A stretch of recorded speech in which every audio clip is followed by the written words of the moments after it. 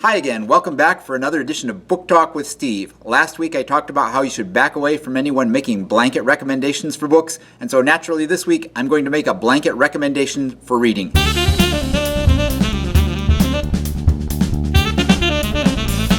What do I mean by a blanket recommendation for a book?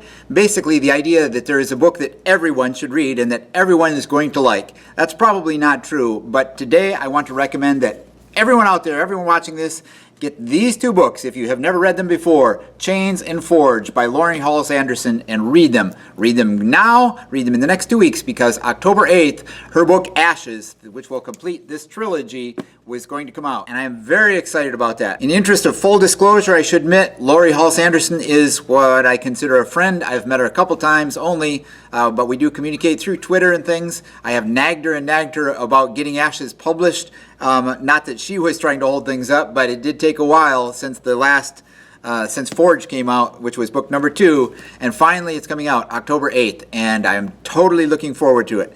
This is a historical fiction series. It's about 3 slaves, primarily at the time of the American Revolution, and what their life was like. These books are worth reading and thinking about right now, because anyone who has paid attention to the election knows that there is some confusion about whether blacks in America, African Americans in America, are currently living in their worst situation ever. And of course, that's not true, but a good reminder, a good refresher on both the history of slavery, what it was like in the north of the United States, and also a refresher on your history lessons from the American Revolution are well depicted in these 2 books, and Ashes is going to complete the story. Chains, the first book, focuses primarily on Isabel, a young girl, and her sister Ruth, although Curzon is involved, and Forge focuses more on Curzon and his involvement with the Revolutionary Army. And this is from the perspective of Isabel, this is from the perspective of Curzon, and we don't know about Ashes yet, but I cannot wait to find out. If you doubt my word, look at what it says on the blurb from the back from Kirkus Reviews. Not only can this sequel stand alone, for many readers it will be one of the best novels they have ever read. On Chains, readers will care deeply about Isabel, and you will. These books include one of the best villains to come along since Dolores Umbridge. Just wonderful writing through and through. Listen to these lines from Chains. A scar is a sign of strength, the sign of a survivor. She cannot chain my soul. Yes, she could hurt me. She'd already done so. I would bleed or not, scar or not, live or not.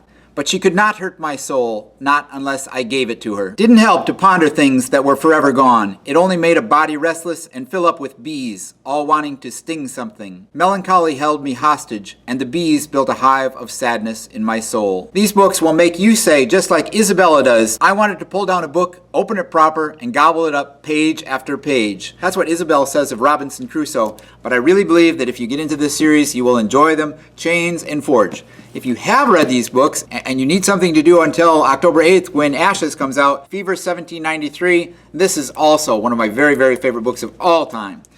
Laurie Halse Anderson has written all kinds of books, and even if you are not a huge fan of historical writing, these are accessible. They can be read by someone as young as 10 or 11, but also will serve people who are my age. Good writing, quality writing. So Laurie Halse Anderson's Chains and Forge to get ready for the October 8th release of Ashes. Tonight, of course, there is a great presidential debate, the first one between Hillary Clinton and Donald Trump. And I think these books speak to the time that we're at by looking at the past. Listen to these lines from Forge. This camp is a forge for the Army. It's testing our mettle. Instead of heat and hammer, our trials are cold and hunger. Question is, what are we made of? Question is, what are we made of? That question still rings true for us today in 2016, just as it did back in 1776. So I hope you're paying attention to what's going on in the world today. I hope you try to inform that with looking at things that happened in the past. I hope you can find those. I hope you read those. Good luck with them. Keep reading. Don't forget to be awesome. And I will talk to you again soon, hopefully.